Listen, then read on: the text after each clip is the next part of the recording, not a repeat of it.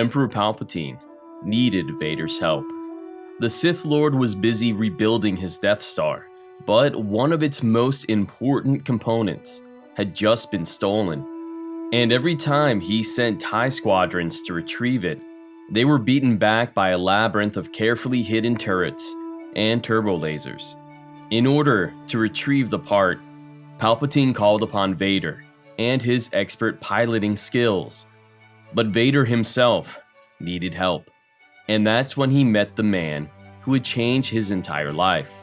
A smuggler named Luca. Who was he? And how did he become one of Darth Vader's only friends? We'll answer these questions and more in today's underrated moment. Before we get going, I wanted to remind you that we're holding a 10,000 subscriber giveaway. All you have to do is subscribe, like, and then answer a simple question and leave it in the comments below. Today's question is, do you know my favorite smuggler? Don't worry, I'll leave the answer somewhere in this video, and the moment you see it, just write it in the comments, and we'll enter you. And also remember to please subscribe. Alright guys, now on to today's story. Darth Vader was busy preparing for one of the most important missions of his life. Standing at the bridge of his flagship, the massive Star Destroyer known as the Executor, he was weighing his options. Before him, a maze of thousands of asteroids presented a particular problem. Somewhere within, the rebels and the stolen Death Star component were safely hidden. The asteroids were far too big and far too dense to destroy with a bombardment from the Executor's turbo cannons. And whenever they dispatched a squadron of TIE fighters, the auto-aiming turrets hidden within the giant floating space rocks cut through the Imperial forces with ease. If Vader went by himself, aboard his TIE Advanced, he was sure that he could navigate through the asteroid belt without too much fuss. After all, he had accomplished far more difficult feats behind the helm of his Delta 7 Jedi Starfighter during the Clone Wars. But this was different. He had no way of knowing how big, or well armed, the rebels hiding within the asteroids actually were. And he didn't want to risk an embarrassing defeat if he went in guns blazing all by himself. As he was busy thinking of the perfect tactic, a nearby naval officer piped up when he saw a rogue blip appear on the screen. "Our sensors are picking up a ship about to enter the asteroid field," he said. Sensing an opportunity, Vader commanded his men to initiate the tractor beam and bring the ship on board. There was no reason for a vessel to come this close to the asteroids, especially when even a small, meter-sized rock should completely destroy the ship. The passing vessel must have been in league with the rebels, which meant it knew how to get through. And soon, Vader's suspicions would be proven right. When the ship was safely stowed on board, a dozen stormtroopers surrounded its exit ramp and commanded the passengers to disembark. But there was only one person. "So, I know this doesn't look good," the humanoid said, as he held his hands up and walked towards the commanding officer on deck. "My name's Luca. My rank, I don't know. That's my ship, the Faithless, so I guess I'm the captain," he continued, when the Imperials demanded his name. One look at Luca, and you might think that this was the type of person that Vader could never like. Luca's wit and cynicism was something that he shared with another one of Vader's longtime associates, a woman known as Dr. Aphra. And that relationship ended badly enough, when the Sith Lord cast Aphra into the vacuum of space, hoping to kill her in the most painful way possible. So you'd be right to guess that Luca's time working with Vader and the Imperials would be extremely short-lived, and possibly end with the typical red flare of a crimson lightsaber. After a bit more back and forth with the Imperial officer, Luca found himself subdued by two brawny stormtroopers, who then quickly threw him into the most uncomfortable holding cell that they could find. Only a short time later, as Luca laid on the frigid, cold steel bed in his jail, Vader decided to visit. And seeing as this was the very first time that Luca met the Sith Lord, he went about it in the worst possible way. Using his quick wit, Luca tried to make a joke. "Wow, you're tall. Seriously, do they have to make the doors bigger in your ships?" And in response, Vader simply curled the fingers on his right hand into a choking gesture and lifted Luca into the air with the Force, squeezing the walls around his throat shut with the infamous Sith technique. "I have no interest in your banter, Rebel," Vader dryly said through his metallic voice resonator. But Luca, now barely able to keep conscious, tried to explain that he wasn't a rebel. He was just an honest smuggler, trading weapons and munitions for a few thousand credits here and there. And that was exactly the confirmation that Vader wanted to hear. If Luca was delivering supplies to the rebels, then he would know how to navigate through the asteroid field. Vader immediately dropped the smuggler to the floor, and then continued to interrogate. "Tell me, how are you able to infiltrate the field? Where are the rebels hiding?" he demanded. And even though Luca tried to resist, Vader's mastery of the Force allowed him to use a mind trick technique. In only a second, Luca divulged the full layout of the rebel defenses and the exact method to navigate around them. According to the smuggler, all Vader needed was a simple command code to disengage the auto-aiming turrets. The actual route to the rebel base, aboard the ancient Old Republic world of Anamar, was only a few short twists and turns away. After the power of the Force washed from Luca's mind, he fell to the floor, barely able to realize what he had done and how he had doomed his clients. He struggled to climb to his feet, and as he clambered up, Vader turned and left the cell, but not without a final warning. "We will use your ship to lead a squadron of the Empire's fighters. Your knowledge of the weapons placements will help us destroy their defenses before they can fire on us. There will be no tricks, Captain Luca. I will be aboard your ship to see to it personally." Luca wasn't out of the fire yet. Instead of waiting behind in the barren Imperial cell aboard the Executor, Luca was forced to join Vader on the mission. And worse, he wasn't even allowed to pilot his own ship. Vader had taken over the main controls and forced Luca to sit in the back seat.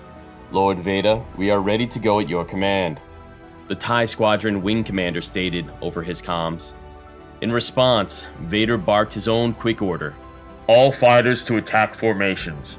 Stay behind this ship and await target instructions." And then, eager to get going, he gave his final command. "Enter the field." As Luca entered the command codes, he couldn't help but appreciate Vader's deft piloting ability. He smoothly leapt around the asteroids, as if they were no obstacle at all. Luca himself had been proud of his ability to navigate through the massive rocks, and often thought that only the most skilled pilot could pull off the feat. But Vader was making the typically nerve-wracking affair seem like a piece of cake. And then, when Vader simultaneously destroyed a row of hidden turrets, the same exact ones that had effortlessly taken down squadron after squadron of TIE fighters in the days prior, Luca was even more impressed. But even though Vader was in the midst of a delicate flight plan, he had bigger problems to deal with on board. After all, Luca was more than just a witty, cynical smuggler. He was also, frankly, a bit weird. During the entire trip, Luca continued to pester Vader with question after question, and each time, he leaned closer and closer to the Sith Lord's ear, challenging Vader in a way he hadn't been in quite some time. What to do in awkward situations.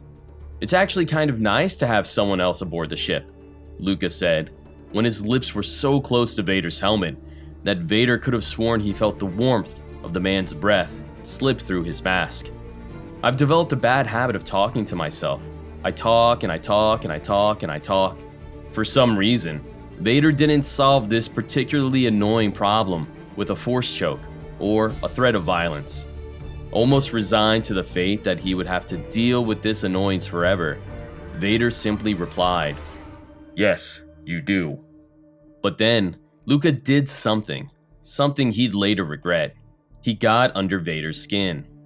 When he asked Vader why he was doing this, the Dark Lord simply responded that the Emperor gave him a command, and that he would see it done. And Luca saw an opportunity to rile the Sith up. So he did. So he says fetch and you just race off to do his bidding? In an instant, Luca once again felt the Sith Lord choke the life out of him. Except this time, Vader didn't use the Force. He closed his actual metallic hands around Luca's throat. Then, with his other one, he ignited his crimson blade and reminded Luca of something. I don't need every part of you attached to your body for this mission to succeed. It was true. Vader only needed the location of the rebel base, and Luca could provide that even if he didn't have an ear or a nose, or even was missing a few appendages. Luca gulped, apologized, and quieted for the rest of the journey. Seemingly only moments later, when they finally arrived above the ancient world of Anamar, Vader commanded his TIE squadron to get into formation. While they shuffled around, the Sith Lord noticed that Luca was busy pressing a series of red and white buttons on the co-pilot's console behind him.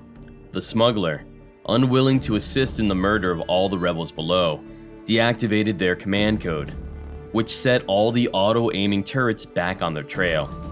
In a barrage of red and orange flames, the entire accompaniment of TIE fighters dropped from the sky, and even Luca's own ship, with the smuggler and Vader on board, were targeted. A noble way to die, even by Luca's loose definition of the word. But thanks to Vader's piloting skills, the pair safely crash-landed onto a soft patch of sand on the surface below. The Sith Lord was much worse off than his prisoner, and laid unconscious in a net of wrecked metal while Luca climbed free. With a small, silver blaster pistol in his hand, he wanted to aim the tip of the barrel at Vader's head, but he wasn't a murderer. Instead, Luca opted to kick the Sith with his heavy boot to get back at him for treating him so poorly, and then proceeded to do what he had done the entire trip: talk Vader's ears off. I'm glad we have this time together, because I want to tell you a story. Would you like to hear a story? Luca asked Vader, but the Sith was unable to respond. So Luca decided to answer for him. Oh yes, please, Captain Luca, sir. Despite my cold, hard exterior and homicidal nature, I do ever so love your stories. And then Luca went on to describe his childhood on a distant Outer Rim world with slums that looked not unlike the home of Anakin's youth in the outskirts of Mos Espa. Luca explained that he once had a toy soldier, his favorite toy in the entire world. He used to pretend the soldier was a powerful commander and had entire fleets at his disposal. Whatever Luca could imagine, the soldier did. But then, one day, his friends came to play with a different toy, and Luca abandoned the soldier face down in the sand below. Vader wasn't quite sure why Luca was telling him this tale, until the smuggler plainly stated the correlation. Just like the toy soldier from his story, Vader had no free will.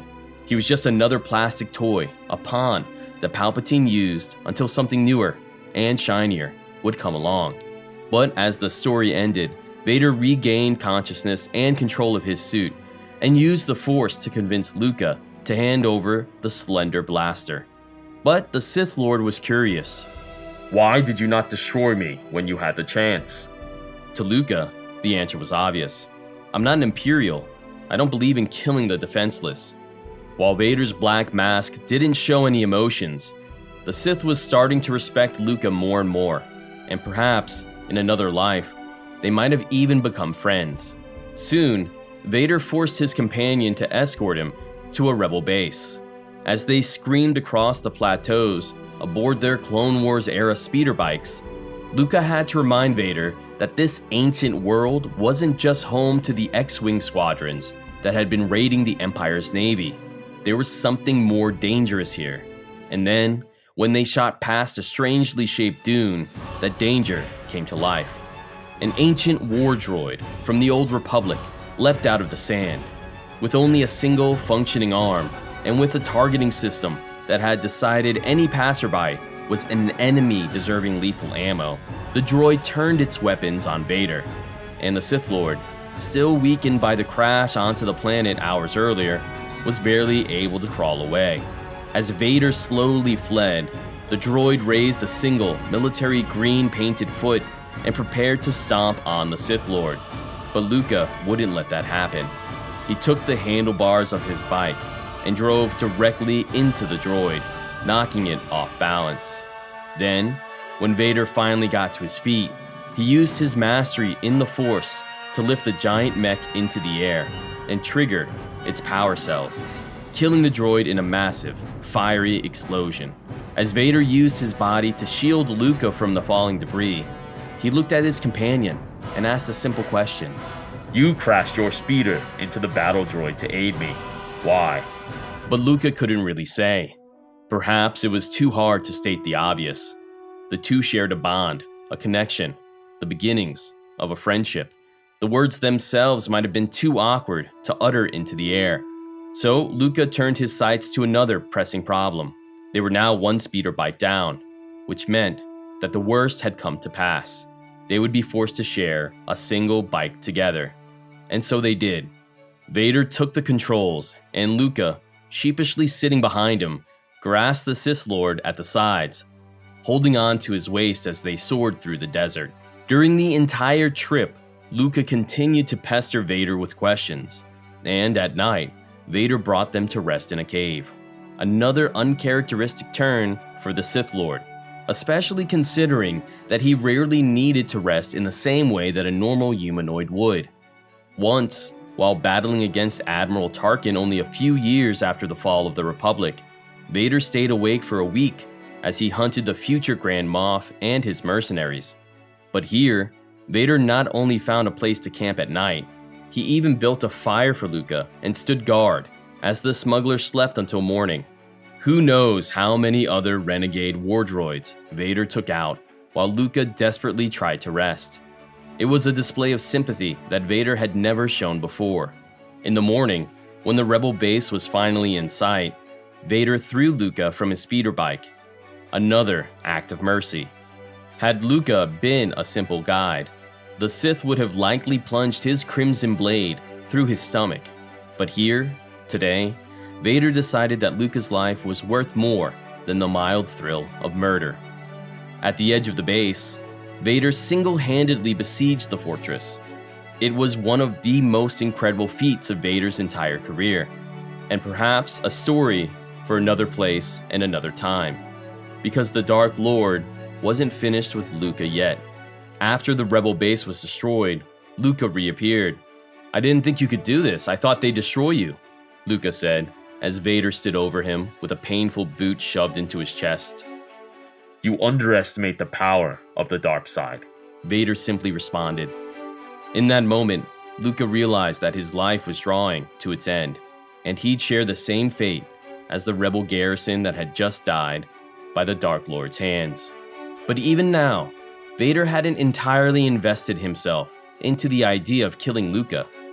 As the smuggler continued to hurl insults, Vader reminded him to be careful of his words, as if there was some part of the Sith that was willing to let him live. But with the hum of the crimson blade deafening his ears, Luca had had enough. In a final outburst, he told Vader exactly what was on his mind. "Your Emperor wouldn't want any survivors. There's no way you'll let me live. Even if you wanted to spare me, you couldn't. Because you have no will of your own, Vader. You're just a toy soldier." And that was the final word. Suddenly, Vader lifted his crimson blade above his head, and then brought it down in a powerful strike. It should have ended Luca's life, and added him to a long list of people who foolishly believed that they had forged a connection with Vader. But unlike all the others that thought they were Vader's friends, and then were unceremoniously killed, Luca actually survived. The Sith Lord, in a rare sign of mercy, didn't strike Luca dead. Instead, he left him on the world below, allowing the smuggler to find his own way off and live out the rest of his days in peace. Thank you for checking out this episode of Underrated Moments. I'd like to remind you about our 10,000 subscriber giveaway, so make sure you leave a comment and subscribe. And let me know what you thought about this story. I really think it's kind of interesting that Darth Vader never actually makes any friends. We know about people like Dr. Aphra and a few other people that eventually became close with Vader, but in the end, the Dark Lord kind of finds a way to kill them or attempt to kill them, and he just never gets close to anybody. But here with Luca, he kind of has a rare moment of mercy. It's probably equally about his own desire to not simply be a pawn for Palpatine, but at the same time, there's actually some type of genuine connection that Darth Vader shares here with the smuggler. Alright guys, thanks for checking this out again, and I'll catch you next time.